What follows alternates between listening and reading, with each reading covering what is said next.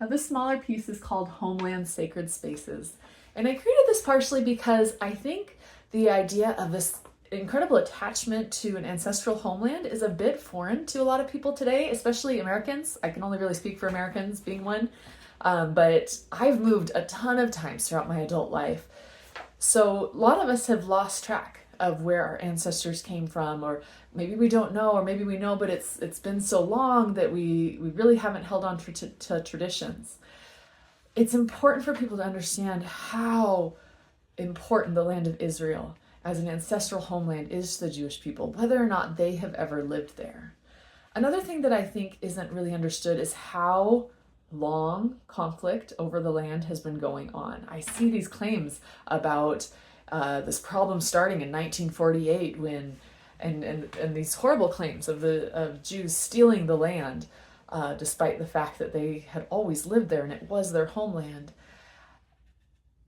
People assuming that it started in 1948 with the establishment of the land of Israel, it's such a misrepresentation and oversimplification of the issue. This conflict has been going on for literally thousands of years. Both people trace their common ancestry to Abraham, who was promised that the land would be an inheritance to his posterity. Not only is it important to both groups of people because their ancestors have always lived there, but because the land is full of really important places that are tied to sacred events that are part of their religious beliefs.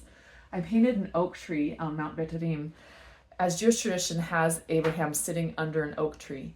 And some believe that this may be actually where God made that covenant with Abraham. The site is also revered by Muslims who refer to it as the sacred site of Abraham's birds. The painting is divided nearly in half, with the oak tree painted on the left side, growing out of this rocky ground.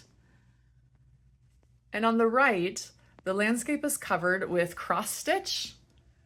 I used different colored threads to match the background so that that cross stitch, which is a form of traditional Palestinian embroidery, would fit perfectly into the scene. Now, it sits really in harmony while providing a different way of viewing the scenery.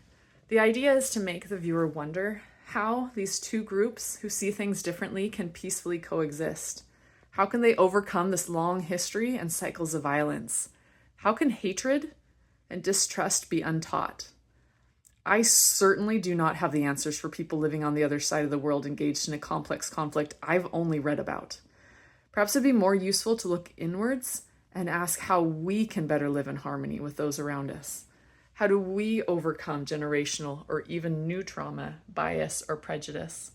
In an increasingly divisive and dismissive climate, will we unfriend anyone who thinks or votes differently than we do? Or will we make an effort to reach across religious, political, or cultural divides?